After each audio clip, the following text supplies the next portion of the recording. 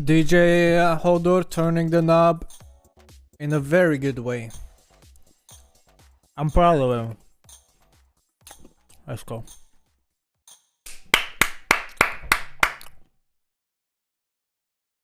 Was true? Oh, I ate some chocolate. I only had one left. The thing that happens is you start to feel the excitement just build up. I'm thinking about it all the time, even in my sleep. Incluso a veces por una misma comunidad. Te llegas a enamorar bastante. And now I got chips. I play video games because I love stories. Experiencing the world that you can't experience as yourself. I guess video games allow me to be what I can't. I got Sprite. I got it all. You can come home, log onto your PC, and disappear into a different world. I am a part of something bigger, a part of something beautiful. As an autistic person, video games give me a place where I could be in a world that made sense to me. I will tell you that all of my family play video games. Me and my brothers Thank you. would share the computer. You too. Go get snacks.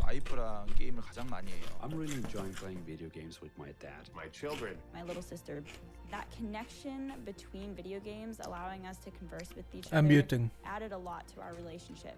Games like the World of Warcraft let me meet people that I probably never would have. I can honestly say I met some of my best friends through playing games. We have this connection that allows us to share our joys, to share our achievements, to share our growth together. Every time I'm able to achieve something, I'm able to make myself proud. Fucking hell, this is so cringy. Draenor was one of my favorite memories. I managed to find that one hidden Gaming is so epic, everyone. We beat hardcore Inferno Diablo. I was able to hit gold in competitive in Overwatch. I had someone say, oh, I can't lose to a girl. And I beat that guy. So I was able to slay this warlock as a little gnome holy priest, freaking out and screaming the whole time. Adrenaline through my body was going crazy. Pela caminhada ter sido tão prazerosa. A bad brother. A gente se sentiu muito, caramba, a gente conseguiu algo incrível aqui. I killed the Lich King! I killed the Lich King! He killed the Lich King. He stood at one spot and pressed the button 10 times. Or 1,000 times. Many years ago, I was doing a quest in Terracar Forest, and a lovely little mage came up and said, would you like a hand? They helped me for the rest of the day. We've been married now for over a decade. Those video games filled a void. Ah! They filled the friendships that I didn't have. There isn't a huge I beat my lip. LGBTQIA+ community in my city. So when I was able to play a video game, I was able to start talking with people who didn't really care that I was a gay male. But video games were my escape. When I was a teenager, my dad was diagnosed with ALS, and I looked to video games as a way to escape from that sort of No, stay. reality. I'm muting myself. For a reason, and I'm just glad video games were there for me. I'll never stop playing video games. There's no way. I imagine myself one day being an 80-year-old grandpa gamer. Playing video games has shaped me. I don't think I would be who I am today. My passion, my interest, my excitement, they belong. Come on, if you don't think this is cringe, And I can't wait to see what the next generation. this epic music is fucking video games.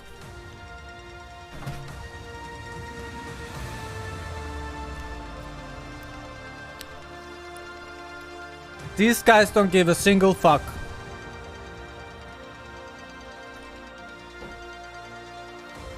These guys don't give a single fuck who they made this. They don't give a fuck.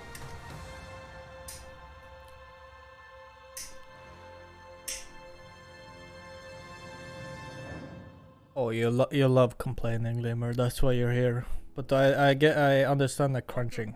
To Blizzconline, a celebration of 30 years of Blizzard communities and 30 years of Blizzard games. 30 years is so many years, and last year maybe felt like one of the longest of all. But throughout the years of Blizzard Entertainment, from 1991 to today, many of us can associate certain games with milestones in our lives. Maybe you were a little kid the first time you played the Lost Vikings. Or in high school, when you first played a Diablo game. Or maybe you met your partner while you were playing World of Warcraft. That's the awesome thing about video games. They give us experiences that are relevant to the times in our lives and experiences that we carry forward with us. Games are here for us during good times. I met my wife playing Even when we Overwatch. feel alone or maybe uncertain. Games are coming home. Familiar, comfortable, with a connection Mercy. and a sense of belonging. And while many of us spent most of 2020 in our actual real-life homes, games became even more of a place to Imagine. get away, to be free from outside concerns, even if just for a little while. So, Lucky us, Milan, we're single. this is pretty Lucky. weird. Usually, when we start BlizzCon, the opening call is to my favorite Warcraft faction, the Alliance. Or my favorite faction, the Horde. I get confused. Mercy, my wife. Usually, I'd be speaking to 40,000 of you in person at the Anaheim Convention Center and millions of you around the world. And usually, that would be a perfect way to celebrate. But nothing about the last year has been usual. The pandemic has been hard on everyone, and for many different reasons. But if there's one thing that the last year has taught us, it's that being apart physically doesn't stop us from moving forward. It doesn't stop us from connecting with our player friends around the world, diving in as warriors and heroes, and checking on each other as humans. It doesn't stop us from sharing our latest epic gaming story or celebrating those of others. Games continue to unite us. Now, to be honest, I wasn't sure how well Blizzard. I'm in tears. There are thousands of people, all needing to work together in creating our universes. He's been games, practicing this and for experiences. 1 year. Never has it felt more true that it takes Before a Blizzard Corona, in fact. to make a Blizzard game. And in 2020, it became clear that the magic of creating a Blizzard isn't just tied to a physical location. It's tied to the people who work here, and I continue to be so proud of each and every one of them. Thank you, Blizzard. We create these games and pour all of our energy and heart into them, but it is you, He's thanking the Blizzard himself. community, that brings them to life. And that's why Blizzconline is a celebration of you, the guild leaders, healers, DPS, tanks. Don't thank Berserk, don't Terran, thank the DPS. Blackwatch, Shimada, the heroes of Sanctuary and of the Storm. These next few days are for you, our Blizzard community. For World of Warcraft, we'll be showing you what's next for both Shadowlands and Classic. I'm sure you're all burning in anticipation for that one. Hearthstone is getting back to its roots in a major way. We can't wait to show you how. We also have news for our Diablo community. Some of you were able to dip your toes into the depths of hell in the Diablo Immortal Technical Alpha. I really enjoyed seeing players embrace the multiplayer aspect of meeting in town. We can't wait for more of you to get your hands on it. So, it's only the beginning of the year, and already there is so much to look Didn't forward even to, mention Overwatch. even though That's why I'm we can't here. Be together in person. The Overwatch League Oh, there you go. will be kicking That's things League. off in spring, and we'll be watching closely to see if the San Francisco Shock. That's what he was talking about. Immortal, isn't it? World of Warcraft esports is back. I think that was what he The was Arena talking World about. Championship and Mythic Dungeon International already in full swing in Shadowlands. StarCraft 2 and Warcraft 3 esports are going I'm here for strong Overwatch and with our HOTS. friends at the ESL Pro Kind Tour. of HOTS. Hold And qualifiers are already underway for the first online stop of the 2021 Hearthstone Masters Tour, with the first event taking place next month. But before we get too far ahead, let's take a look one last time to when times were a little simpler. In the early 1990s, the internet was a baby. CD sales had finally eclipsed cassette More tape. crying? Cassette tape, it's a rectangle piece of plastic, and there's a tape inside, and music would get recorded on, and sometimes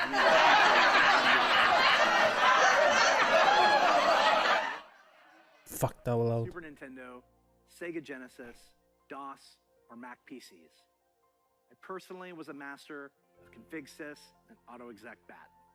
So many simple things in simple times. If only we could relive them.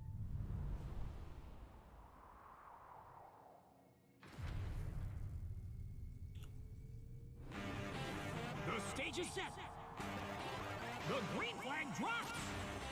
Let the carnage begin. Holy Toledo! What a collection!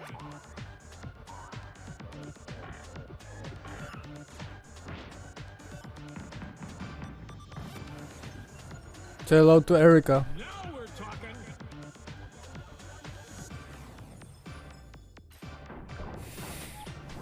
What a play!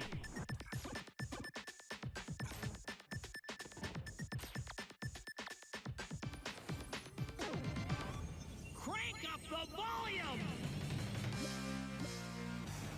Unbelievable!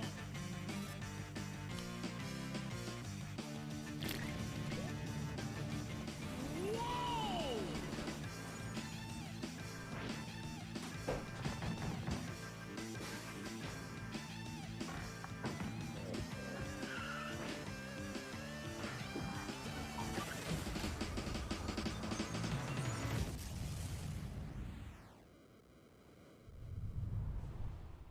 Only $80. Blizzard's Arcade Collection, featuring the Lost Vikings, Rock and Roll Racing, and Blackthorn. These are ports of the games just as you remember them, allowing you to relive the original experience of all three titles in 13 different languages, with a couple of quality of life upgrades. As an example, we include very modern, cutting-edge functionality that wasn't available in the early 90s, both saving and loading of games. And for those of you who purchased any Blizzard Digital Anniversary Bundle via Battle.net, you'll automatically receive the Blizzard Arcade Collection on PC today. Now, you ready to hear about some other video games? Let's hear what's next for World of Warcraft.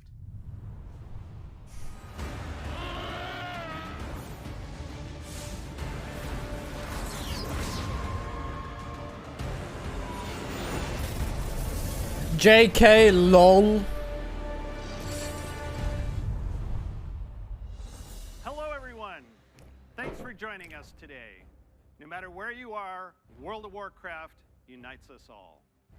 Whether you're exploring the Shadowlands, classic Azeroth, or another part of the Blizzard universe, I'm glad you could make it, because we've got a lot of good stuff to show you.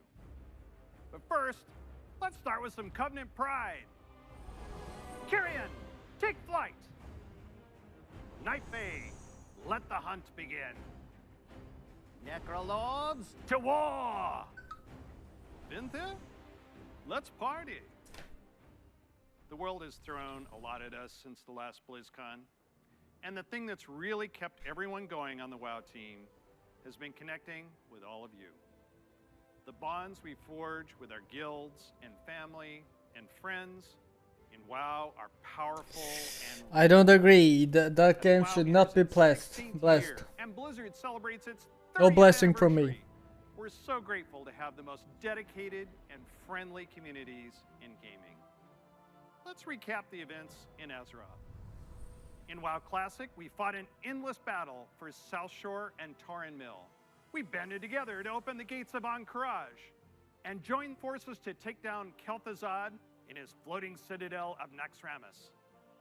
In Shadowlands, we helped our Covenant recover from the anima drought, brought on by Sire Denathrius, master of the Vinthier and traitor to the Pantheon of Death. We survived the halls of Torghast and crafted legendary gear in our efforts to expel Denathrius from his castle lair. But innocent souls are still wrongfully being sent to the Maw. Toxic They face community. an eternity of torment, and heroes like Anduin remain chained in its depths. The jailer continues to grow in power.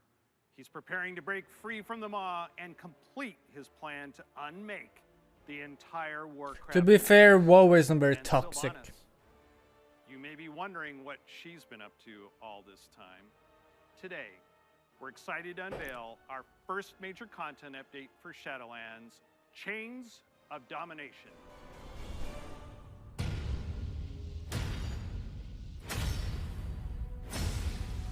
Look around you! What makes you believe you're not just a weapon to achieve his ends? Enough! Join our cause, or be made to serve.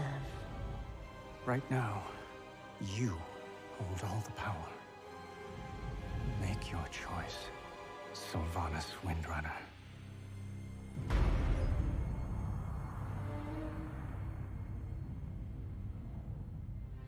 Despite all our efforts, the Maw How do I skip? grow. What if Denathrius' treachery is irreparable? The Primus is lost, and Bastion cannot save the Shadowlands alone. None of this should have happened. Perhaps the Winter Queen could. My Archon, a living soul, seeks an audience. A mortal? A king. By all our measures, one who has spent his life striving for justice. One who would give anything to serve his people. One whose heart is true. Very well. He may approach.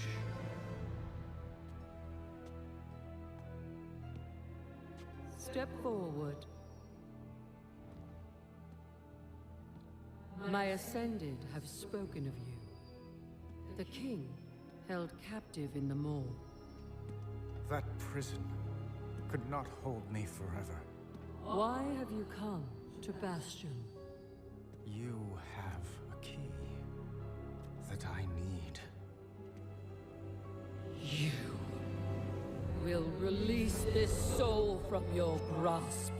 No. He is bound to me. Just as you once sought to bind your own brother.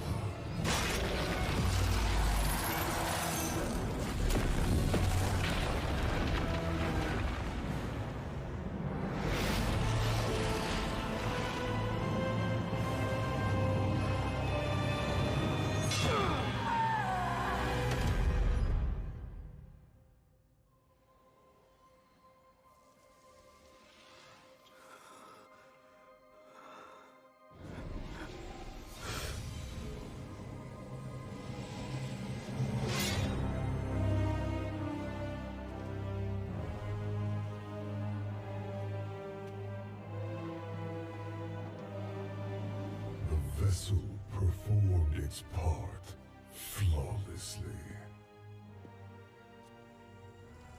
3 keys remain. Then they will see. Death was never meant to be chained.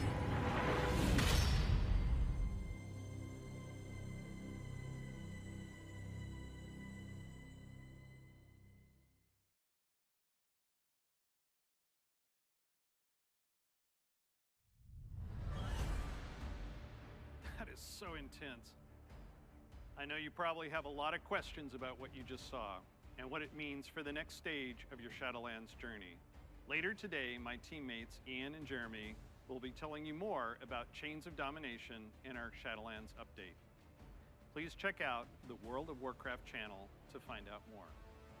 Next, I'm excited to share our upcoming World of Warcraft charity pet program. We've heard a lot from our community about how much they love these pets and the opportunity to give to a good cause, along with ideas to make the program even better.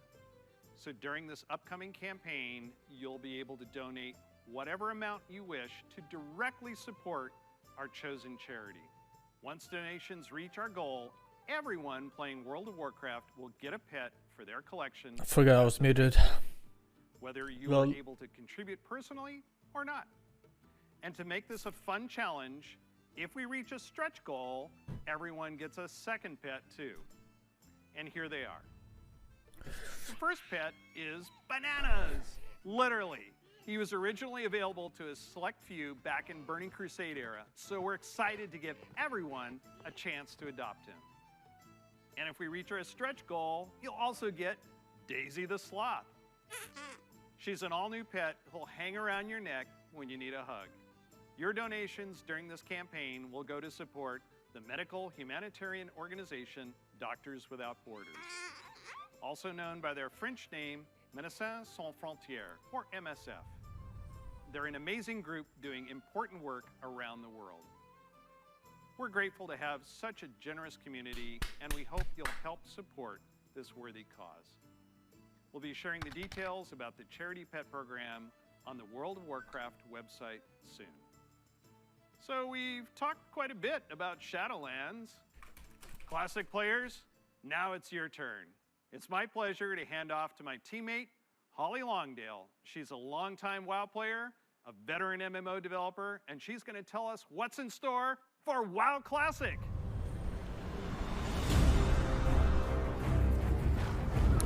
Baby Winston, better indeed, indeed.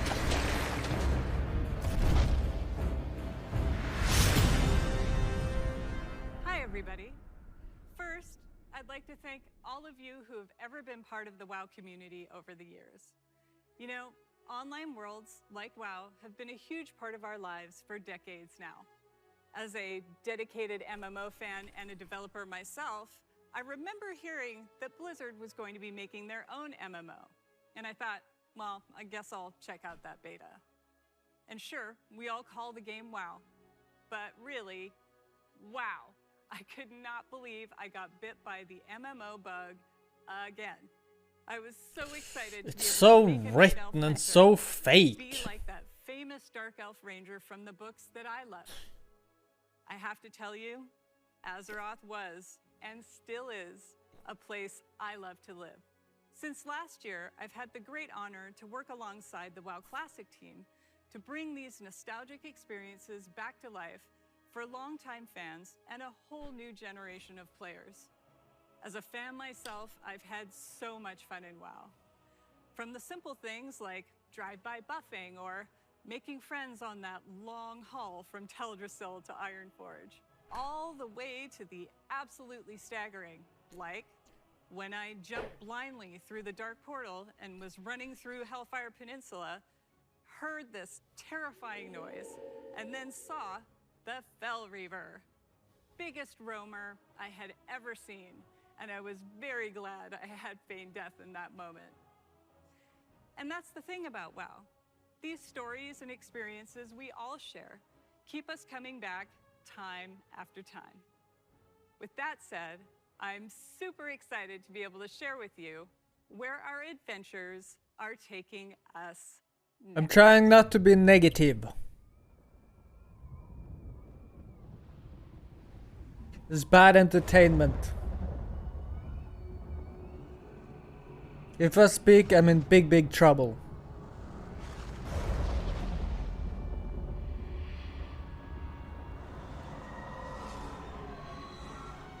You dare enter my realm.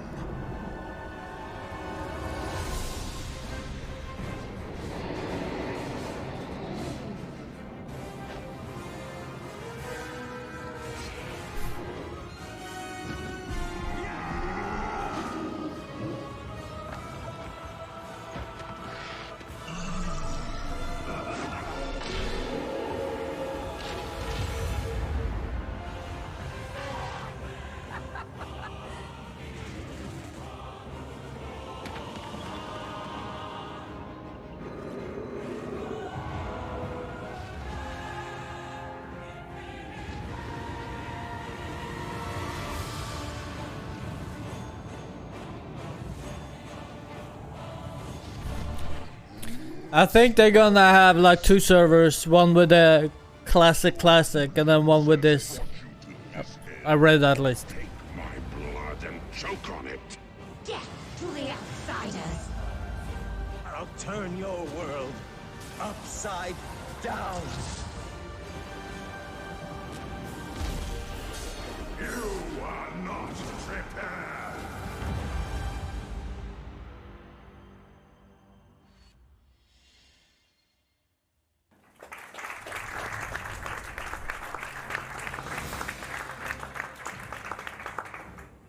Brings back so many memories, right? Like exploring the fungal forests of Zangarmarsh, or being awestruck at the chaotic magic alive in Netherstorm, the Draenei in Exodar, the Blood Elves in Silvermoon. I love playing them both. Do you choose to enlist the Aldor or the Scryers in your quest to fight the Legion? And of course, we can't forget gathering all your friends to fight Illidan at the top of the Black Temple. I can't wait to relive it all with you. Since the team first set out on their own quest to bring the original WoW back to life, we have learned a ton about what players are expecting from this kind of experience. We've also learned when to keep things just as they were and where we all might be open to some changes. We're bringing all these lessons into Burning Crusade Classic, with our primary goal to bring back the same feeling you had when you faced the Fel Reaver for the first time, or when you were digging through piles of Felhound poop. Of course, we can't get this right without you, our incredible community. Soon, you'll be able to revisit Outland yourself when beta starts and tell us what you think. Later, all WoW Classic players are going to be presented with a meaningful choice for each one of your beloved characters. Do you want to move on into Burning Crusade Classic? Or do you want to stay in the original Classic era forever? And boom! Whatever you Told decide, ya. you can do it all with your one WoW subscription. Now, I know I've thrown a lot at you, but don't worry. We'll be getting into the details in our panel later today. So stick with us. We'll make sure you are prepared. There's not gonna be an Overwatch, And now will it? we're gonna hear what's coming up in Hearthstone. I'm having a bad feeling.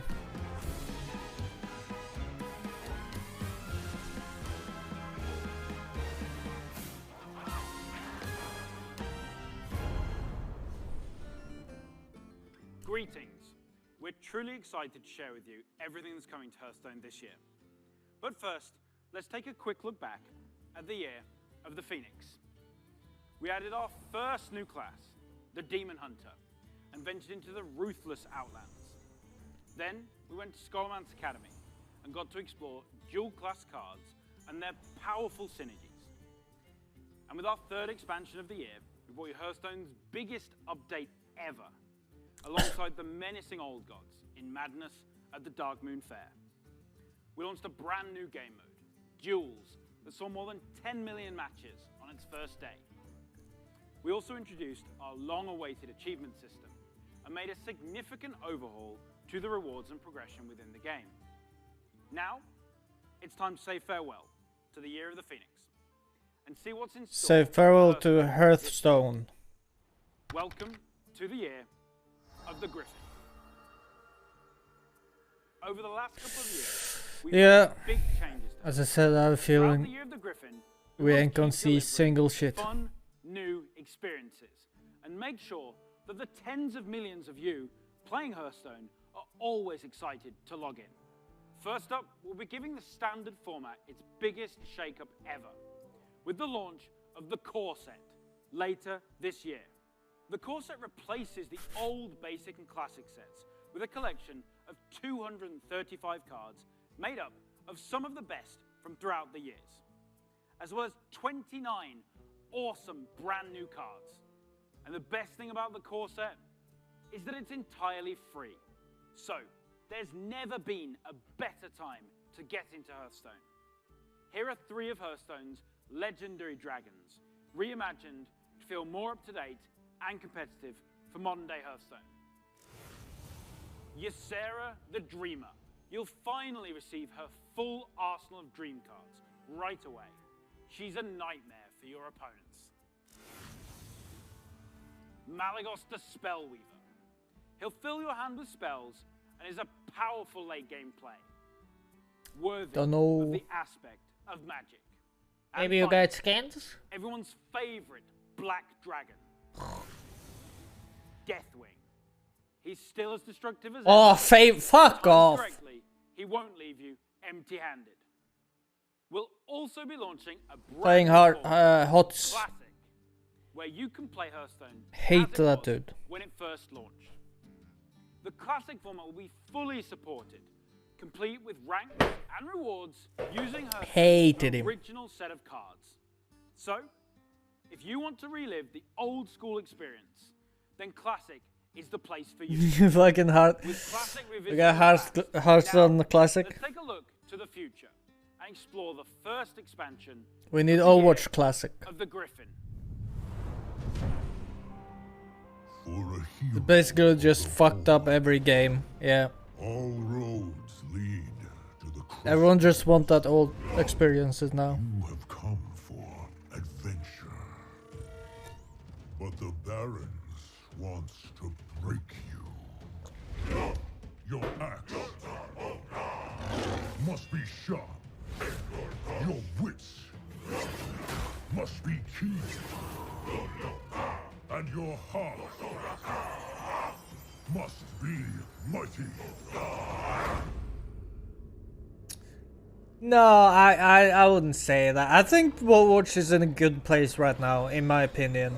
Maybe remove Ball and Brig, Echo. Strength and honor.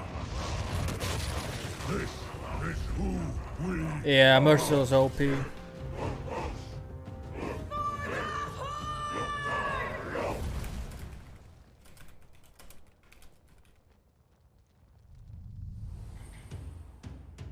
That's right. We're headed to one of Warcraft's most iconic locales, the Barrens, and we'll come face to face with the heroes that inhabit it. Starting with one of the Horde's most iconic and well-known characters, a fierce loyalist, one-time war chief that embodies the honor, loyalty, and spirituality of the Horde, Shadowhunter Vol'jin. Shadowhunter Vol'jin is a neutral legendary that allows you to either bolster your own board or weaken that of your opponent. Just remove some heroes and add new ones. That's actually good. This card is available for free. We need just new stuff in Overwatch. Holy shit. Claim your free copy of Shadowhunter Vol'jin. And as a bonus, we're also giving away the brand new 30 Years of Blizzard card back. Next, we have another hero of the Horde who is making his first appearance in Hearthstone. The legendary Blade Master Samuro, featuring the new keyword Frenzy.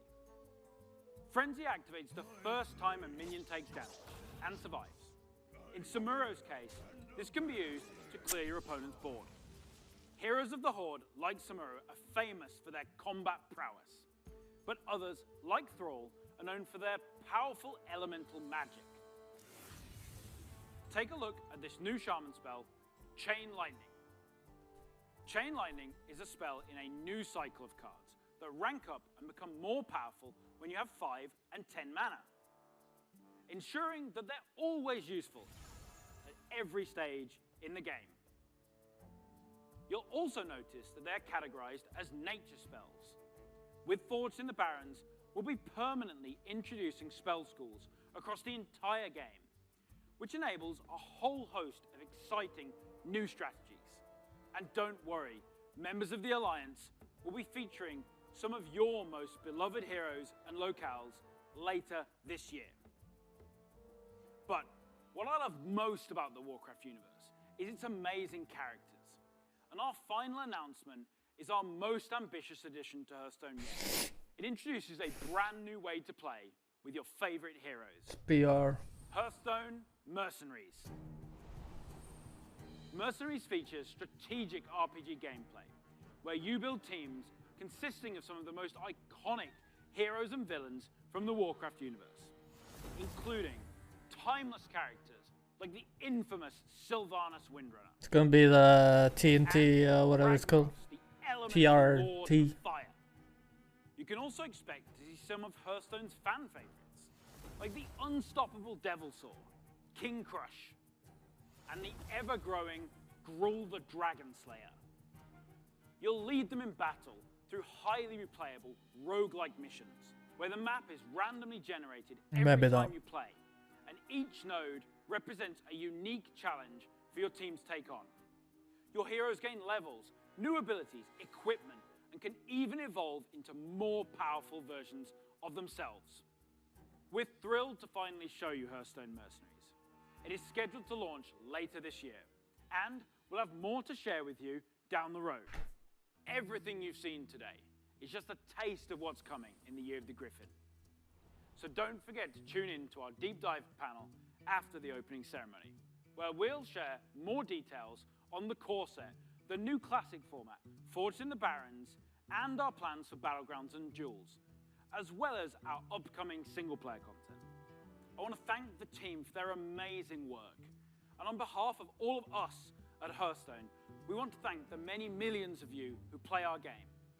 Your dedication and support is what drives us to make awesome updates and pursue ambitious and fun ideas.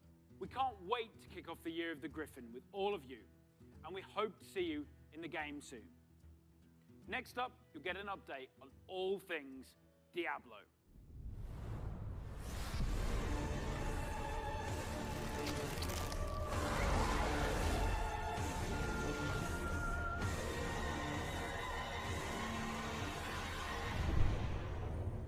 Hey everyone, thank you very much for joining us. I am so excited to kick off the Diablo segment of our show, and I am honored to be here on behalf of all of our Diablo teams to share the news and updates we have in store for you today. We've got a lot of Diablo to cover, and I hope you'll agree with me that it's a great time to be a member of this community. All right, let's kick things off with Diablo 4. We first shared our game with you during BlizzCon of 2019, and we've been truly humbled by your response. We've kept in touch through quarterly updates and sincerely appreciate the thoughts and valuable feedback you've provided as we unveil more and more of the game and share in its development. After all, Diablo belongs to you as much as it belongs to us.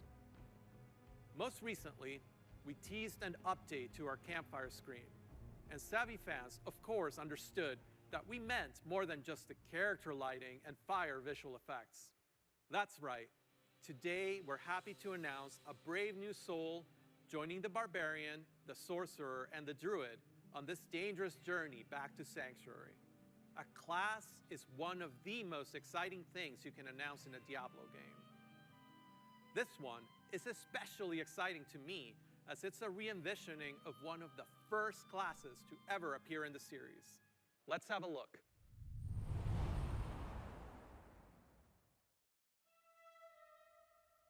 Your prayers do not fall on deaf ears. Just know they are being heard. There is justice within the light, but you have to be patient. Yeah, I'll just come back. I'm looking forward to Overwatch 0. They're gonna announce Diablo 2 Remake 2. Not even, that's... No cap. No kappa. Mercy. What are you doing here? This is not the time. But this is confession. And I have sinned. I was a thief who stole from those more fortunate. I strayed from your light and found my trade in the shadows. They call it murder. I say, job well done.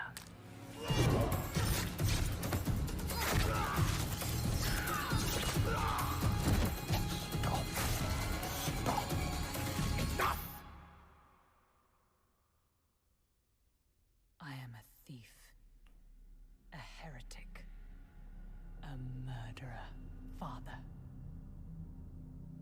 Will Akarat save me? You mock our light. But those monsters were a scourge upon my flock. And you were the answer to their prayers. Then we are settled. And you owe me. The name you seek is... Thank the heavens for you. Heavens? I assure you, Father, the heavens didn't send me.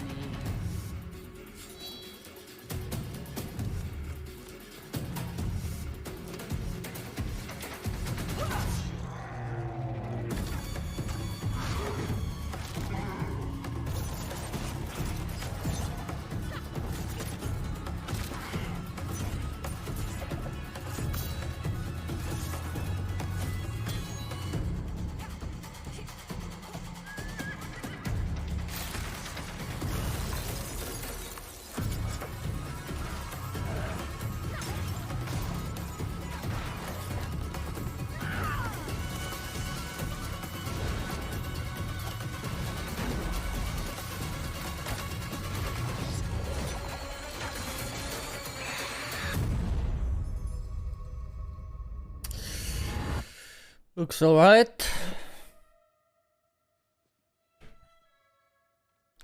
First thing that's like mildly interesting for me at least.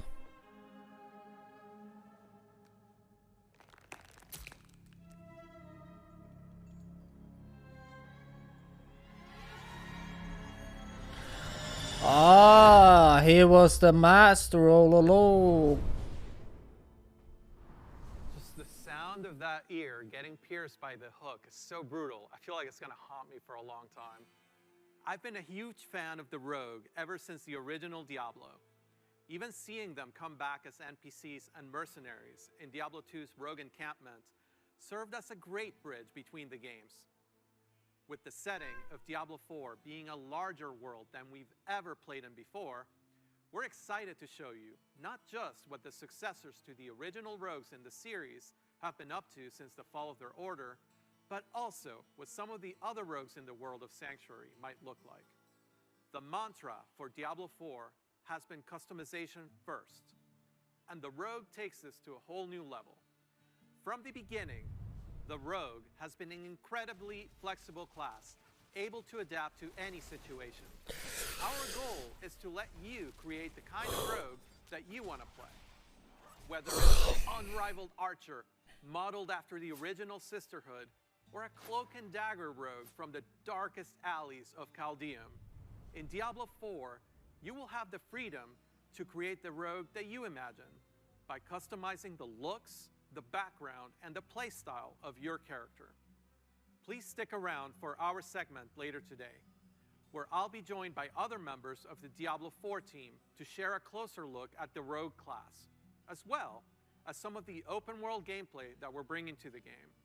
Spoilers, those severed ears are not just for show. But Diablo 4 is not the only Diablo game we're talking about today. If you're looking for an authentic Diablo experience on mobile, we've got you covered. Diablo Immortal has everything you'd expect from a AAA action RPG. From the visceral combat and epic loot to an all-new story, bridging the gap between the events of Diablo 2 and Diablo 3. Later today, you can join the Immortal team, where they'll talk about some of the things they've learned from their recent alpha test and what's next for the game. But that's still not all. We have one last bit of very exciting Diablo news to cover.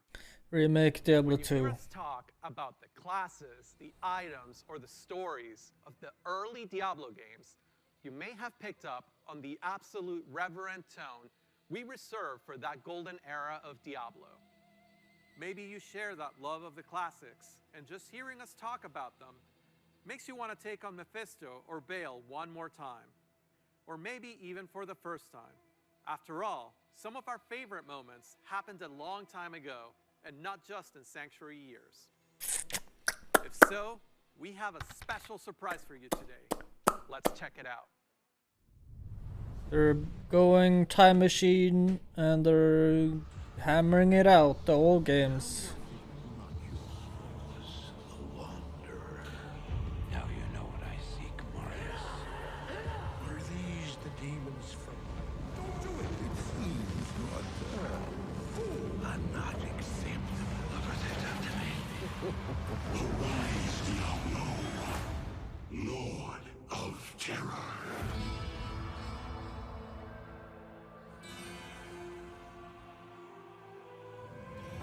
Though this be our darkest hour, it may yet be your greatest moment.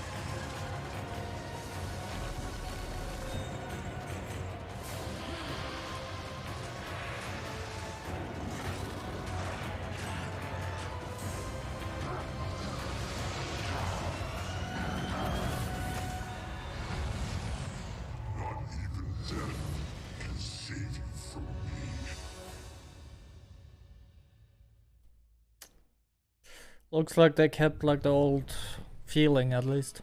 After more than 20 years, the Dark Wanderer has returned. And once again, he travels east. Always east. Diablo 2 is a landmark game for Blizzard. Diablo 2 Resurrected is a full HD remaster of both the original game and the expansion, Lord of Destruction. It takes the 2D sprite-based classic that we love and brings it into the present in 3D, utilizing up-to-date graphical rendering and lighting technologies. It also includes modernizing all 27 minutes of cinematics, recreated shot for shot with the explicit intention of preserving both the look and the pacing of the original movies. Blizzard has a long history of games that we're proud of. And when we think about Diablo 2, we think about it as a definitive pillar. There's no way they're proud of that remake of Warcraft 3. I think that some of you or 2 or whatever it was. D2 was released, which makes it all the more important that we deliver an authentic experience wherever you play. We want everyone to relive their memories or experience the game for the very first time on their platform of choice. And so we're excited to bring Diablo 2 Resurrected to PC and console, along with cross-progression. And for those of you who are in love with the original, and you just wish it worked more seamlessly on modern computers, you can bring back all of that nostalgia exactly as you remember, and enjoy the game in its original 2D form, much like we did with StarCraft Remastered. Obviously, there's a lot to talk about. Later today, it's already been done. we'll host a roundtable with members of the You just team said it. on the dedicated Diablo channel. If you are a We Diablo need 2 Overwatch fan, I Remastered. encourage you to take a look. So, from Diablo 2 Resurrected to Burning Crusade Classic, It's not gonna be Blizzard Overwatch. Arcade I Collection. can't believe this. It's a whole lot of looking back. And while we have teams dedicated to bringing these timeless experiences into your hands, it's actually a very small percentage of our developers working on these projects. Far more people are working on the future of Blizzard. And in addition to what we'll be talking about during the show, we can't wait to tell you even more about our plans over the course of this year and beyond.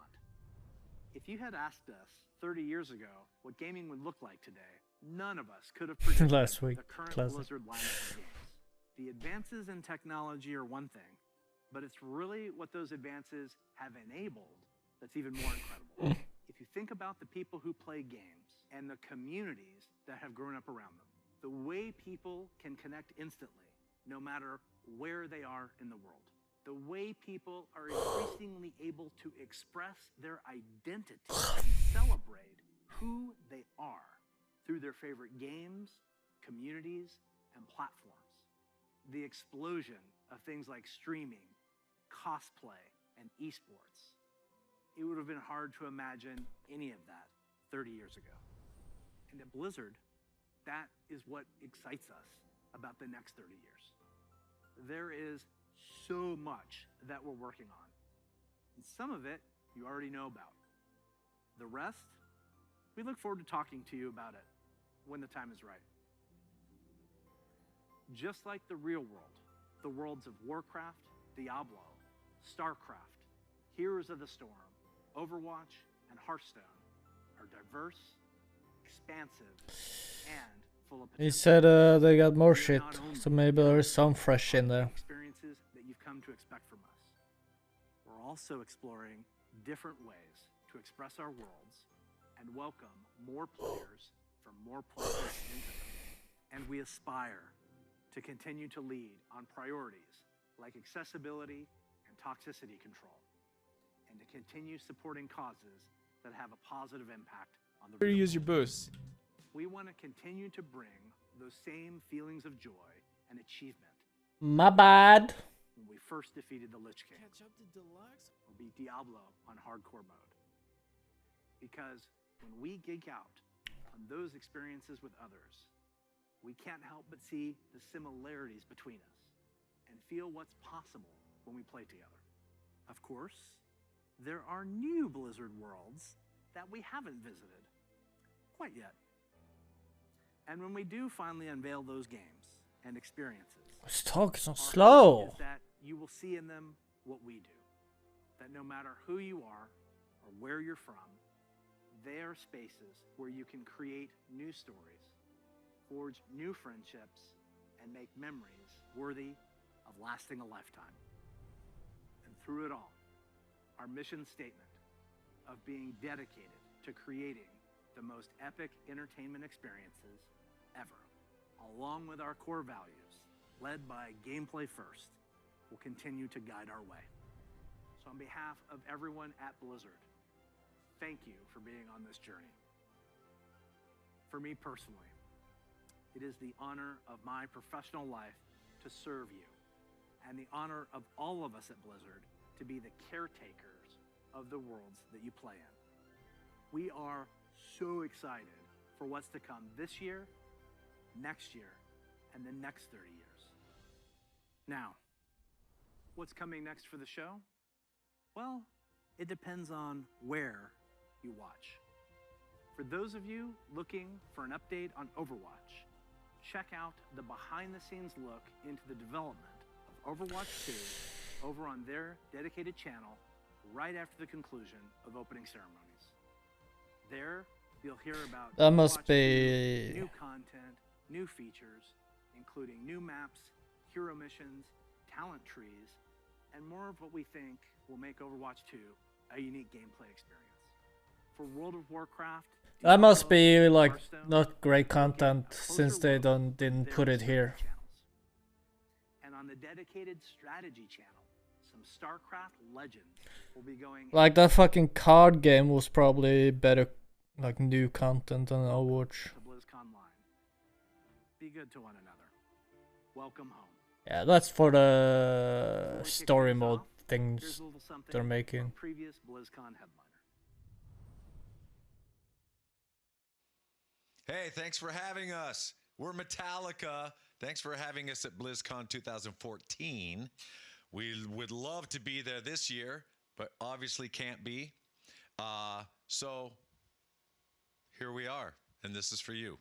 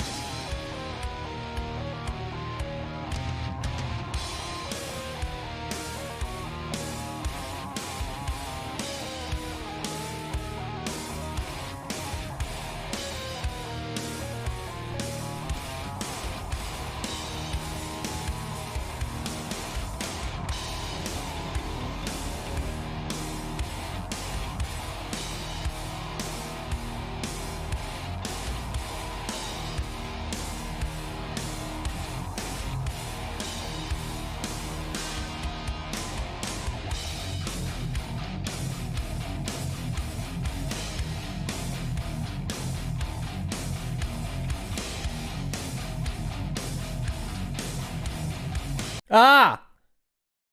DMCA. I just realized.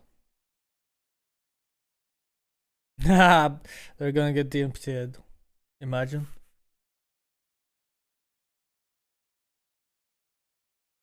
I can play Metallica instead from here.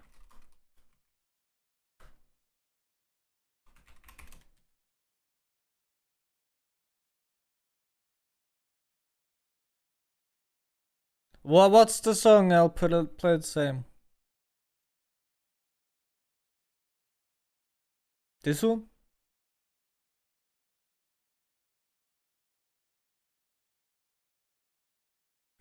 They don't have a release date, but most probably yeah.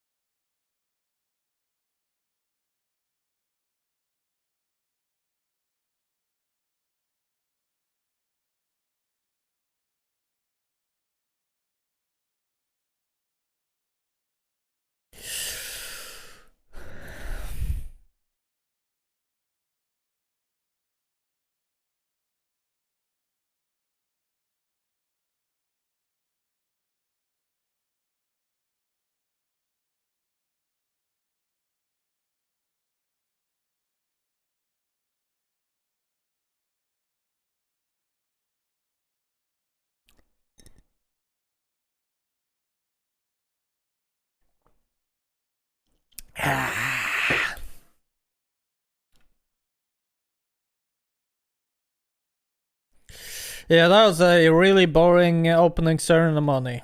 Really boring.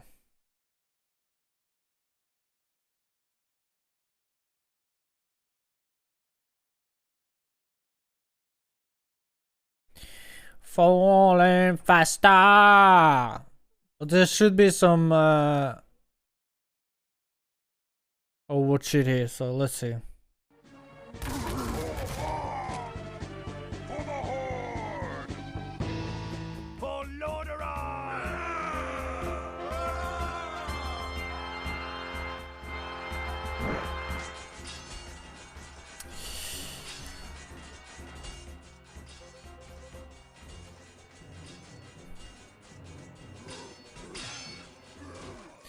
Yeah, no, I get it. It's just like Overwatch has been almost contentless for months now. And they have said that there won't be much updates on the vanilla Overwatch before Overwatch 2. But if Overwatch 2 is getting like delayed and delayed and delayed, what the fuck? Just regular Overwatch is just left for dead until then. It's like, come on, at least put fucking new heroes or new maps to the fucking old game. Do that instead. Delay the story mode bullshit no one gives a fuck about.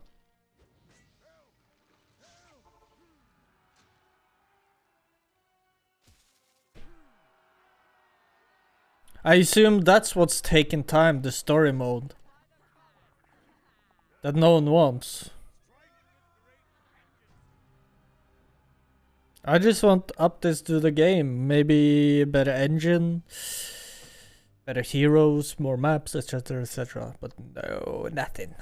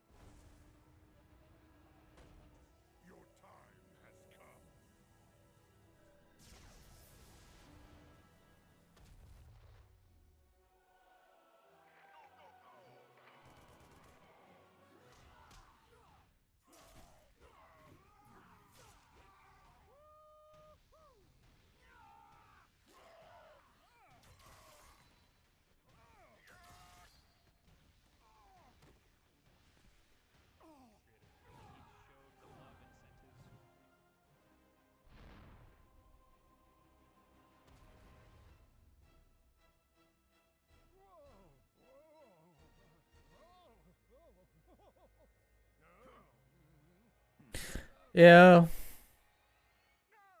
Just go to sleep instead, lol.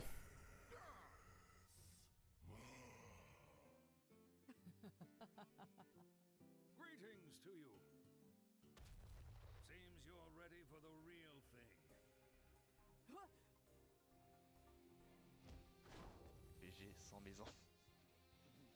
Watch your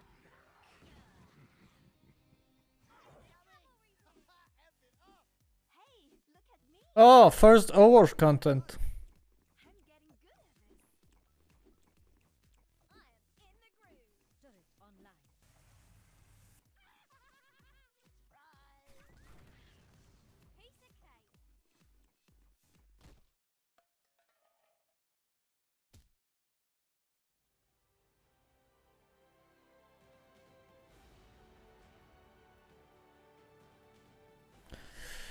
All right, come on.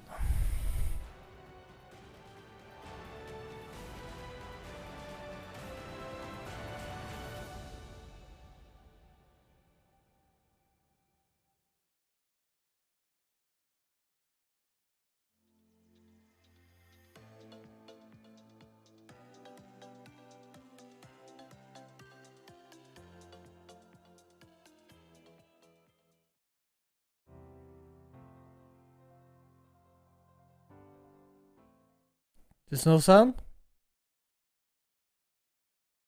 Should be. Is that true?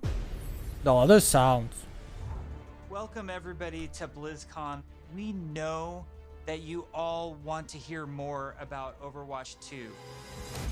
Allow us to invite you behind the scenes to explain more of what we're doing and why. Everybody, please hit record. Fingers crossed. We lost Scott. It's off to a good start. This is going great. We've been assembling one of the best teams that I have ever worked with. I'm nervous.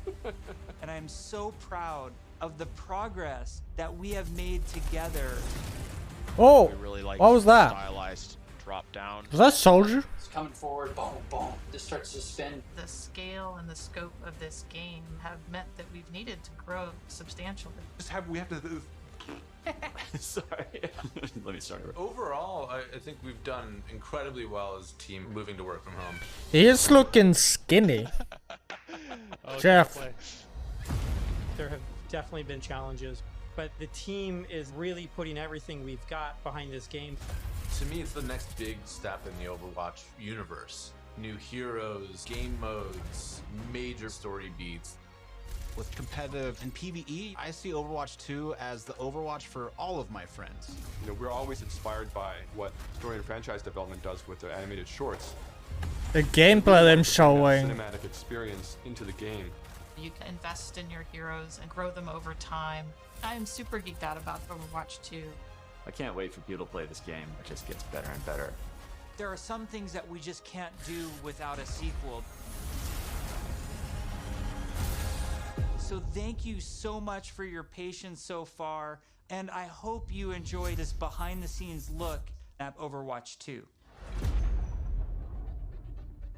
Yeah, that's what I care about. I don't care about PV. I would playing it, but They want to see one of the new maps that we've never talked about before.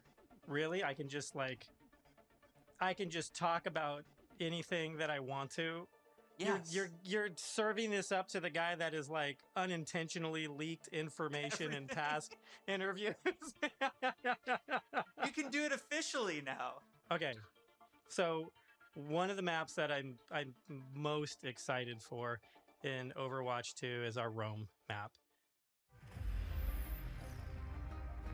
We always want Overwatch to feel like this globe. Put that in this game. game. With the Overwatch version of Rome. We wanted a very romantic, sort of this powerful feeling of old world architecture. One of the most exciting things for me is the early building of these maps, where we get to sit down together with key people from the environment team, level designers, effects groups. We'll spend some time talking about moments in the game that we really want to see, like the Colosseum or a grand view of the hills of Rome in the backdrop. And then we'll go back and do a paint over, or we'll do a concept painting of certain things based on that. We try to draw inspiration from as many different sources as possible. For example, one of our environment artists had just taken a trip to Rome, and he returned with thousands of pictures and was so excited. Took a trip to Rome in fucking Corona? On a map set in Italy.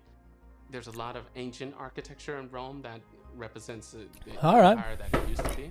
So we brought some of that back. Some of the things that are destroyed in real life, we kind of rebuilt in a kind of an Overwatch style. It's one of the most beautiful pieces of environment art that I think we've made for the entire game. And Oh, he sounds like Jeff. My breath away. Can we reveal more maps? Yes, Scott. Scott, why don't you have the honor? Why don't you reveal, like, is there an artified, like, let's pick an artified one. I know what map I want to talk about. It's the one that I just get super excited about. New York City. New York City is just an amazing Overwatch location. We're really striving to make it as authentic as possible while still putting this Overwatch spin on it. There's a lot of amazing buildings and architecture pieces that just, especially for artists, stands out a lot. And they usually use this kind of Art Deco style from the 1920s, 1950s. We started in an area that's a little bit like the Village. There's some smaller shops there. There's a fire station, little pizza places and things that people that are familiar with New York City will either recognize or Coming maybe see the 2023. reference that we're trying to make with some of our different locations. It feels like something you haven't seen in other games before because it's uniquely Overwatch. Well, we should move on. Otherwise, we just have to reveal more maps. So we were talking about PvP. And, you know, one thing that I think is really interesting about PvP in Overwatch 2 is some of the call it philosophical Overwatch. changes we're making to the approach. PvP feels different and new. We're upgrading our combat feel. The roles are playing differently. When it comes to all new maps, it's a pretty big departure from where we are on live right now. So I can't wait to see where we end up with it by the time we launch this thing.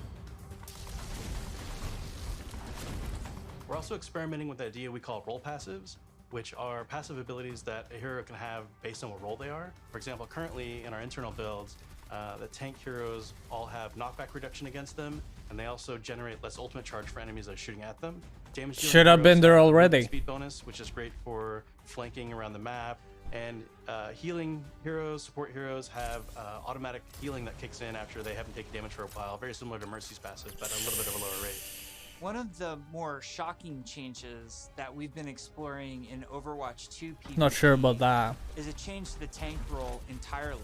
That's applied to all of the tanks. We want to try to make them more toe-to-toe brawlers and less characters that just stand back and protect other people. So, for example, for Reinhardt, we've given him 2 charges of Fire Strike, so he can throw Fire Strikes a lot more aggressively and more often. Also, his charge he's able to cancel it now, and you can steer it more aggressively, so you can, you know, not quite turn a corner, but you can definitely more accurately pin targets. And I like the it cancel. allows you to use it much more aggressively. Why not put it in this go after those live game? Like you're gonna sacrifice, you know, all of your positioning, everything to get there. He's almost more terrifying now with this, to be able to unleash his full arsenal more often than kind of just being the guy with a shield. The changes to Reinhardt. I don't get that we're it. Trying, and they Just might not update ship. this That's game. Just the reality. But the changes that we're trying right now are to try to embrace more of that instinct that players have when they want to play a big burly character that looks aggressive and feels like it should be aggressive. But they've said that you don't buy the PvP. You buy the story mode, the PvE. That's what you buy. Group, our combat field group, to really just work on what happens. Yeah, that Ryan looked fun now. Holds the trigger. We're putting a ton of effort into looking at all of our characters and trying to give them even a more visceral weapon feel. Just fucking update Overwatch to new graphic. And then add story mode later when it's ready. And a whole new sound system that's I don't get it. in. We didn't just level up a unit, we leveled up the rest of the game. That's a new fucking When we first character. started working on Overwatch, you know, we spent quite a bit of time working on They don't gunfire even sounds and just general combat feel to make it feel really awesome. acknowledge We're it. revisiting pretty much everything. Nothing's off the table, so we're looking at even kind of small things such as quick melee attacks that every hero has. So they have kind of new audio pass and a new kind of feel and visual effect when you hit things. One of the bigger efforts we're undertaking for Overwatch 2 is what we're calling our Weapon 2.0 Sound Pass. What this is a big overhaul to the weapon systems in the game. That should- That means the way the gun feels in your hands. You could feel the ammo running out as you're getting lower on the clip. We've really tried to amplify those sounds to better encapsulate the gameplay and the gunplay that comes with Overwatch 2. Another key for the weapons was getting them to feel like they're in the environment. This meant working with convolution reverb. It's a new system that we've implemented into Overwatch. It's a way that we can capture the acoustics of an environment and transport it onto the sounds that we're using. So we went and captured tales of guns in different environments through our weapon shoots.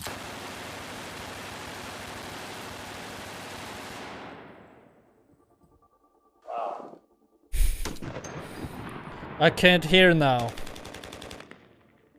And then we've cut them and applied it so that we can support a lot more environments. Now we're supporting outdoor, urban outdoor, warehouse tales, tight tunnels, small rooms, and it gives a lot more presence to the weapons and the way that they react in the world. The shooter genre has evolved a Sure. lot since Overwatch 1 came out. On top of that, I think we really want to push the visceral nature of how we do combat. So we focused a lot, not just on the wonderful sound effects, but also with how the gun moves as you shoot. You know, so you can really feel every single shot leaving the chamber. And there's a lot of subtle little tweaks we have to do on the gameplay engineering side to make that feel really visceral. Everything from making sure that the camera shakes are crisp, making sure that if you get shot, you know exactly these tight indicators show up on the outside of your reticle. All these things play into making the game feel not just tight and responsive. Yeah, no, I like this, but for example, what we wanted to do in Overwatch 2 with his weapon was make it really feel incredibly powerful, and that happens with a bunch of different elements that mix together. But it really feels like the gun is almost just outside of your control. A lot of that comes down to this camera shake technology, where every time you fire a Camera weapon, shake. you want to feel I don't it's like running that. through your entire body. That And should the be camera there. shake gives that extra bite to every single shot out of the chamber. It makes him feel really great. You guys got a sneak peek of Sojourn from last BlizzCon. She's been under development for quite a while, and she's actually quickly at this point become a lot of people's favorites in-house. she looks When you look exactly at like Soldier. what What? originally created, there was a lot of heroes that were made from a gameplay What the standpoint fuck is just surrounding Soldier? A weapon type. For example, Pharah was based on a rocket launcher hero. Widowmaker is clearly like The new sounds are nice. we thought there was a weapon that was kind of missing that would be a lot of fun to play with, and that's a railgun. It's so much fun in the playtest to have this really powerful shot there we that go. can, Okay, that's rip different. through enemies if you really are accurate with it. And she's I don't all mind about that. aim skill. Looks So fine. If you got that aim skill, you'll love her. Yeah, that's good. We're still exploring new game modes, and we're also Where's the new healers? evaluating older game modes that people are more. Why they keep showing You know, we're of DPS? the mindset maybe 2CP doesn't exist in Overwatch 2, and maybe there's a new cool game mode that replaces it.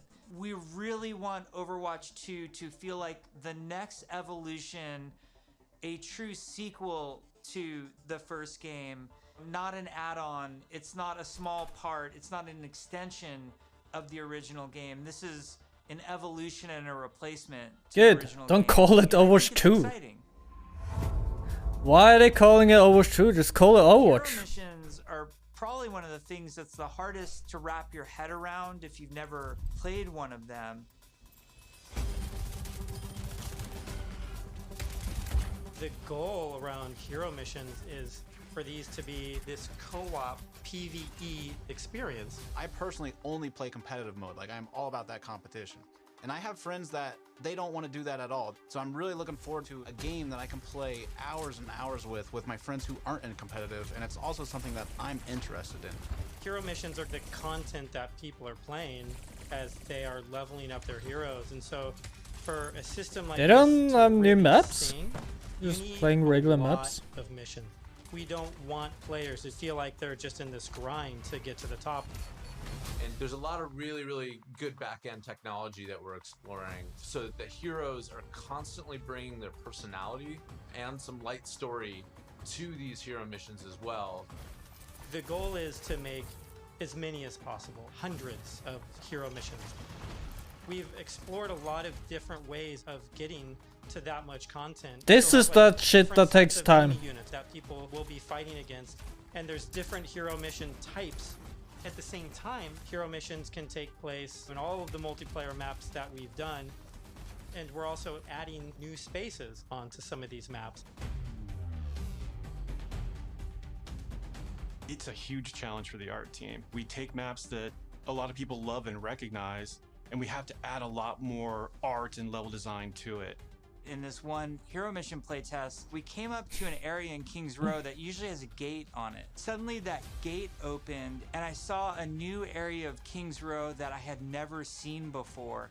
You may be playing a payload game type, and the payload may decide to take this new route instead of going the usual route. That was really, really cool. It was like this eye-opening special I'm moment. gonna fucking scream if they haven't fixed that in the new game. Lan, our lead tech Well, artist, I'm gonna stop on the Overwatch environment forever. side, very early on our own free time, made a prototype of a sandstorm on the Temple of Anubis map. And at the time, we didn't know what we wanted to do with that, but it looked awesome. We looked at it and went, oh my god, we absolutely have to do this. So we put some new technology in place that allows us to do this dynamically. You start the mission off, clear day, midway through the Well, mission, this is the suddenly story shit. Sandstorm or heavy weather would show up. It made the world just feel so much more alive. There's a sunset, daytime, nighttime, but depending on where you are in the world, I don't think this is the PvP. California or Hollywood would have what we call a California sun. In New Bonnie, there's a great African sun that happens there. You sort of get a sense of space and mood. This is what really brings the I levels doubt to it's for the regular Overwatch. For me, the dynamic world's exciting. Just seeing these Hopefully. dramatic landscapes, the wind and the atmosphere blowing by. It's a much more cinematic experience for the player. Before you start a mission, you look at a map. It's nighttime in Necropolis, or there's a sandstorm in Necropolis. Players can make some comp choices based on knowing this information. Characters like Hanzo or Widowmaker start to be a little more valuable because they have abilities that allow them to see through the sand more clearly. Are we gonna talk The sounds about are any of fucking the nice. types of objectives in hero missions? Yeah, let's talk about the objectives. Players are being asked to do different things from one hero mission to the next so that they all feel really fresh to the player. For example, we have Gather and Return, where you're trying to go and grab these different canisters to kind of safeguard them so they don't go off and affect the population in a negative way. It creates this really cool tension in the world where, on the one hand, you're trying to split up and go grab all these canisters to be as efficient as possible, but at the same time, now you're having these sort of special enemy units spawn that are really difficult, and if you kind of get caught by yourself, it turns into a pretty bad situation really quickly, and it feels extremely cooperative and like a very different way to interact with the Overwatch universe. We're experimenting with all sorts of ideas, and just internally we have names like Wall of Death, scavenger hunt and kill quests and all these new Yeah. mechanics and enemies for people to experience. Players will be able to jump in night after night, play different hero I'd play it missions, probably one and time then and get work bored through of the it. progression system, leveling up their heroes.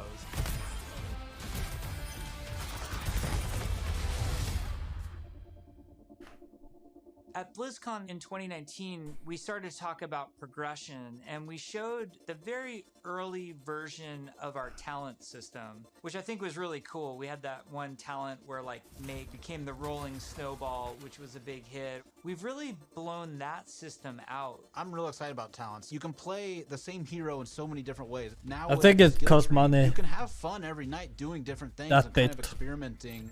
Yeah, the talent system is like really deep and rich, and every single hero has different trees. You might open up 76's tree, and as you're leveling and picking new talents, you're starting to feel your hero change. We've had some pretty hilarious versions of the healing one where his biotic field No, travels I with him. doubt It that. also repulses enemies. We called it the snowplow build, where 76 is like running through spaces, pushing enemies away from them.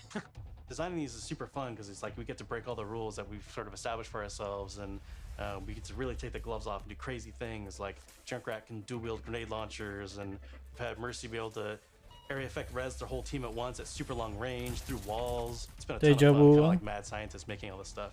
You're all used to using these kind of kinetic weapons like Soldier 76's rifle or fire attack like what Reinhardt's Flame Strike does. As soon as you start to mutate these things with talents, all of a sudden maybe you're doing freeze damage or electrical damage. But it gives the animators a bunch of crazy opportunities. You know, the animations are going to change to show them freezing and shattering. And if you shock someone with a lightning attack, they can shake in place and stun, maybe chain to other enemies. All sorts of stuff to make you feel like you're controlling the battlefield in novel ways. As a huge RPG nerd myself, the first time I opened up the talent tree systems, it was like, oh my gosh, this is speaking my love language. Like, I just want to plan, and I want to see like where do I want to invest, and how am I going to play this character? Yes, it's so great. And you start at the bottom of the tree. Like, Yes, oh my, exactly. like Tracer gets to do what? Yeah. And then you start working and kind of planning how you're going to get down there. It's like, it's so fun.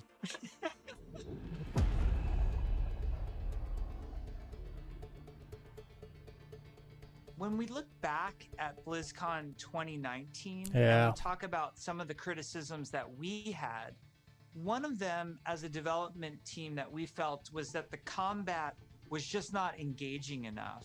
So the fact that our combat wasn't highly engaging to us as players meant that we had a problem with the enemy units and that they just weren't feeling interesting enough. Just because we show something to the public, it doesn't mean that that is what it's going to be. If we make discoveries where things aren't working how we want, they're not reading how we want, they're not fun enough, we're totally down to reinvestigate, reiterate, and just really find ways to level kind of all aspects of things until they feel good. I would say a major focus of all of 2020 was to make the null sector enemy units more engaging. And some of this was adding new units and See, this is the shit that takes time. That's like, ugh. Sometimes we're going to ask you to protect something in Overwatch 2. Sometimes we're just going to ask you to get someplace. Sometimes we might ask you to escort something across a map while it's being attacked.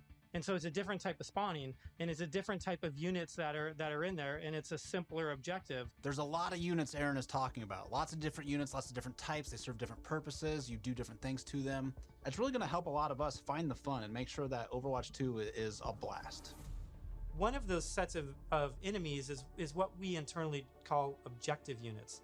And they're typically units that don't even attack players. The simplest version would be something like the Breacher.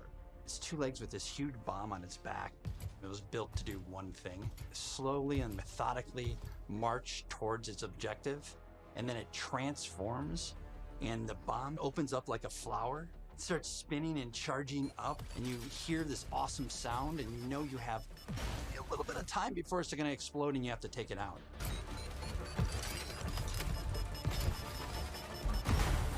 We have units like the slicers, which you guys have seen before. They're little, we call them the chickens, like little chicken sometimes. They run really fast. You know, we have a guy we're experimenting with right now who flies and drops these bombs that create these kind of ever-expanding smoke fields that you have to escape from, but because they're super deadly. So you really get to use your mobility options to kind of escape that. There's things like the polar. You could be moving through. I don't mind it, but it's not really made for us.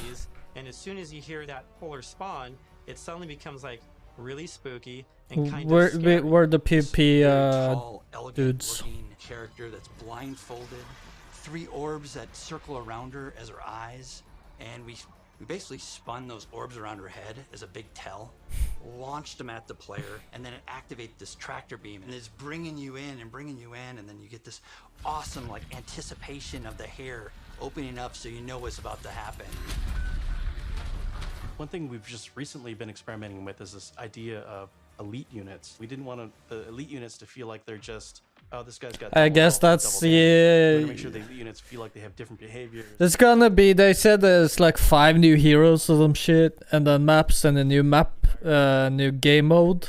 So I'm really looking forward to it. It's just sad that this shit is taking time from that. I feel like they should just slowly upgrade Overwatch 1 and just add what we want and then release this shit when it's ready, you know what I mean?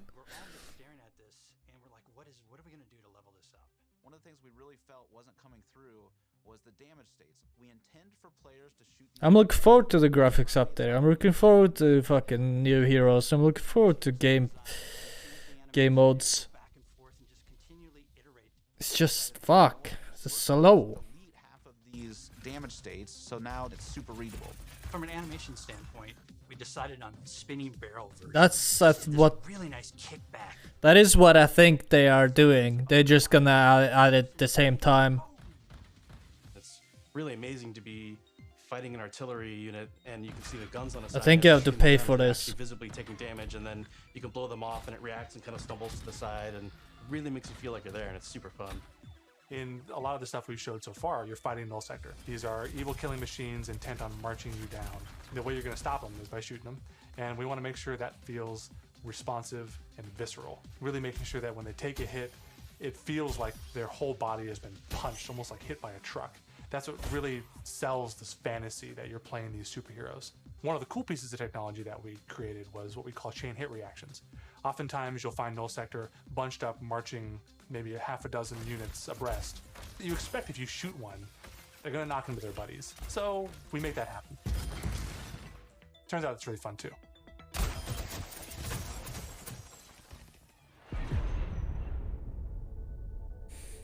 One of the things that we showed last year at Blizzcon was the new looks for our heroes. The theory kind of going in was like, you want to preserve the essence of your hero, but also kind of show that that heroes evolved and kind of changed and moved forward. So we have a lot more new looks. So I'm excited to see how players and fans react to all of the ones that we've done so far. Maybe we'll share some of those new looks today, which would be cool. We're going to reveal McCree's new look for Overwatch 2 as well as Pharah. And we're really excited to show off some of our first villains. Here's the default looks. But first I wanted to talk a little bit about technical wear, kind of like technical clothing. No, the new Mercy looks good. Using very techie fabrics, as well as having very intricate but functional straps, designed in a way that it's very aesthetically pleasing. With McCree, we took a couple of different approaches. He's got this classic cowboy look that it's really hard to mess with, because if you try to make him too sophisticated or too techie, it might not feel right for the character. But this is just like, who cares? Change things around and try different shapes and silhouettes. So we did identify as Red Serape as the main thing for McCree. We also tried a couple different things with McCree's cowboy hat. We didn't really want to mess with that too much because that's a very iconic part of him. So that's another piece that we kept. We tried some retro cowboy looks that mixed in some tech here and there. Some that were a little bit more techie than others, some that were a little bit more classic cowboy. We gave him a little bit of a longer beard, and it really gives him a nice kind of like a more aged look. What's different about Pharah than some of our other heroes is Pharah's completely covered in armor. We didn't want to change her silhouette too much. It was more about experimenting on classic skins. colors. Yeah, there's So definitely gonna really be appropriate for her classic to be the one skins. to harken back to those original Overwatch colors of white and blue. It's One just of a the new things that we wanted to default. update on Farah was her visor. Instead of being completely opaque and reflective, we tried a little bit more of a transparent approach, and being able to see through it a little bit now allows us to see some more of her emotions. Reaper was actually the one. Maybe they update all the skins to this I can look. see a lot of potential in how we can integrate his cloak and his cowl and his armor, and how we can make all those shapes really sing within that classic, Reaper silhouette. We tried a couple takes with the first pass, like completely silver arms, more layers to his jacket.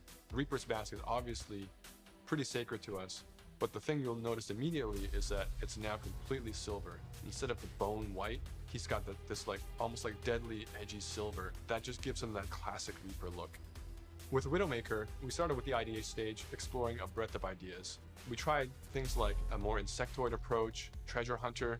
One of them made her feel like a classic Bond villain, so we kind of steered it back towards one of the more cyberpunk looking ones, almost like a futuristic femme fatale, which is basically what Widowmaker is, but she even feels more upgraded.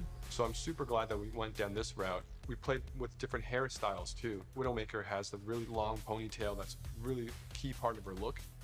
And we really liked the hairstyle on one of the designs that was more. What about the it was ass? really interesting look. Ass that style. also preserves Widowmaker's original silhouette with that long ponytail.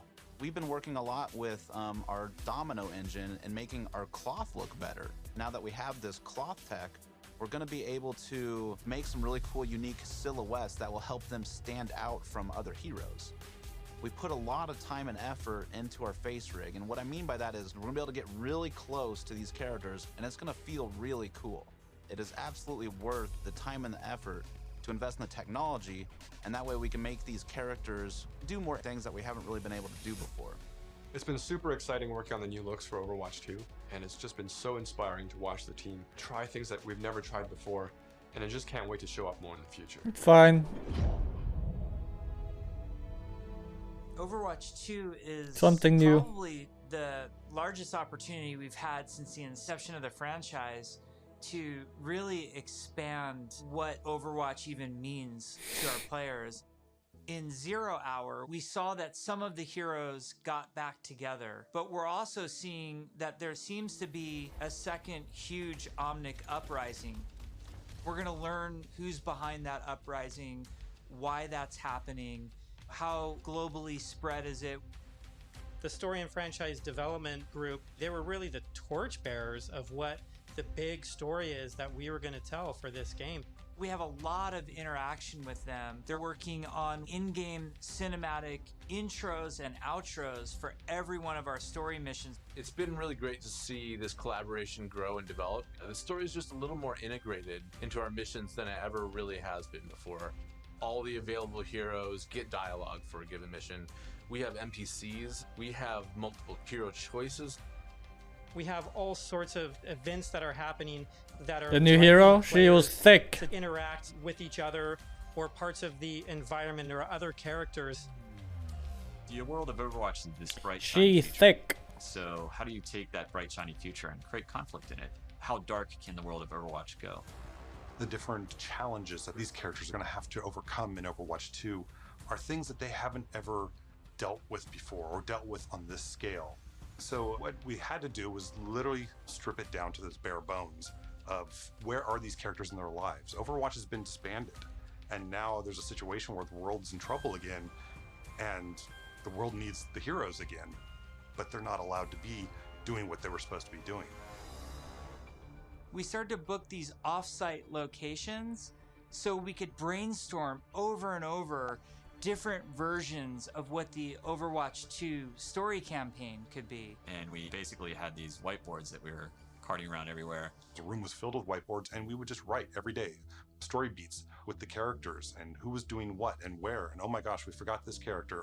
We had these giant sticky notes, and each one of them would be a mission with a bunch of notes on it. You know, somebody say, well, what if we moved Rio to the end? And they'd physically grab it off the wall and stick it on the end. And we did this for a while, until we all felt that it was pretty close to what we wanted.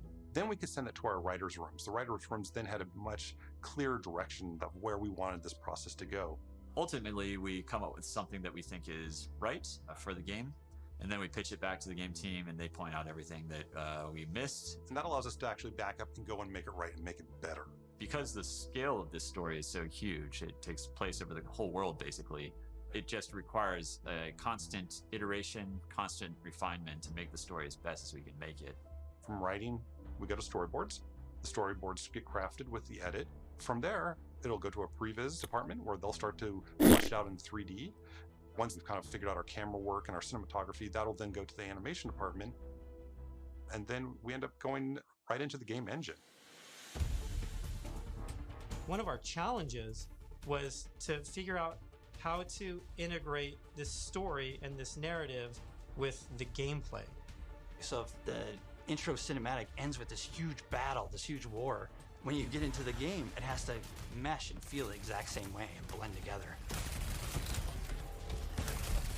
We really are also trying to get the music to be equally as consistent from in-game cinematics straight through to the mission. Adam Burgess, our lead composer, has been working with the IGC team, with the game team, developing themes for all of the heroes, all of the locations.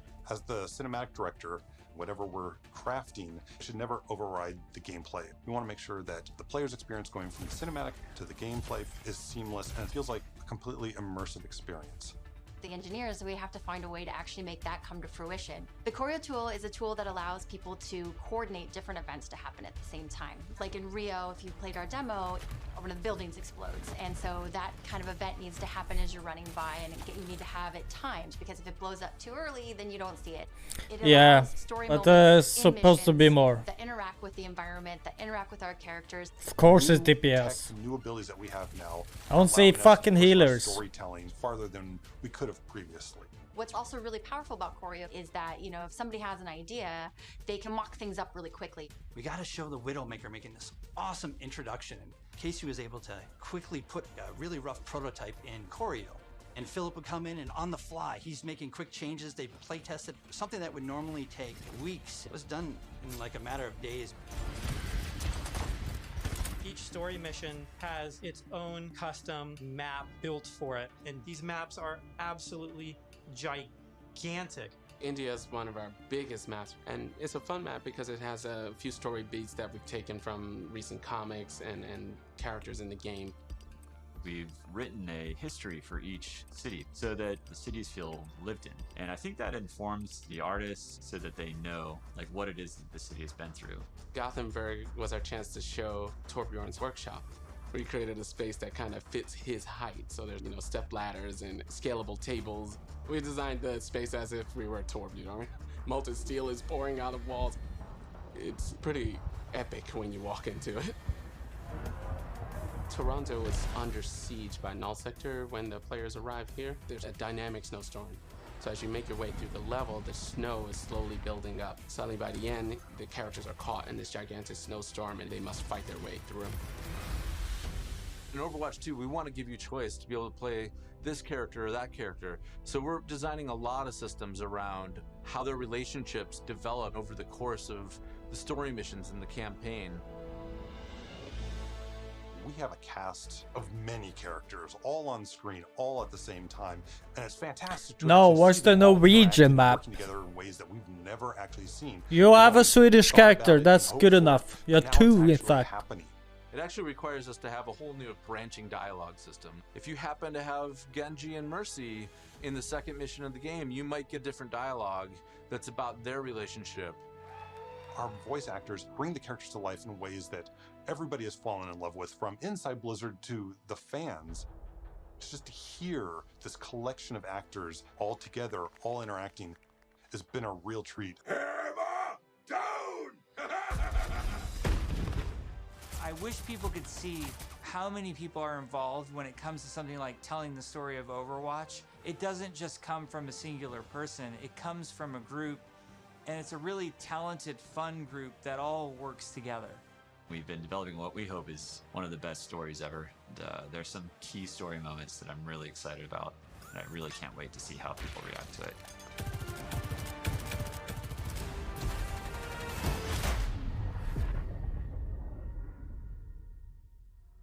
We've been talking about the game, about this universe. I know you all love it so much. right now we can sit down and have a night of Overwatch 2 and have it be a really fun experience. And I think we need some more time till we can say it's perfectly polished in the way that we want it. We've made such incredible strides since we first announced this and showed it to the community at BlizzCon in 2019. The thing that I'm most excited about is that moment when The we UI hand the needs to game work at over to least. the players. But this is We want just to create something that really moves people, really touches people. That's why we obviously do not it. the We real create one. the game because we want it to become part of your life and for you to experience it. For Overwatch 2, we're upping the bar. It's kind of 5 games in one. It's a huge undertaking. 5! Look like 2. The new tech and the new aesthetics for the new looks bring you closer to the characters that you love, and we're just getting started. The fidelity of the gameplay experience is much richer. We are making cinematics that push the boundary of what we can do to tell stories. We want this dynamic world. We want things to feel alive. I'm really looking forward to being able to expand the world of Overwatch for our players. We're really trying to tell this 5. story. Yeah, my ass. 2. In order to make a game 2 games. great, it takes time, energy, collaboration. We have just an incredibly professional team of designers and artists and engineers. We just love bringing this world to you guys. So many cool characters. It's just a blast working on it. Our goal is for Overwatch 2 to be the worthy successor to the first game, to be the next evolution, and to be a true sequel. We have big plans. So thank you for sticking That with stuff us. looks good. We're gonna cross the finish line, and I know it's gonna be awesome. I hope people just end up loving playing it over and over. That's what we want to try and capture. I'm jumping in, I'm playing, let's go be heroes.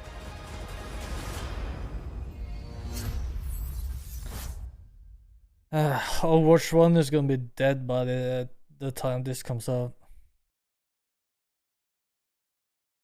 Fucking hell. It's good, I'm excited, but it's too fucking long for Overwatch 1 to be going. You know?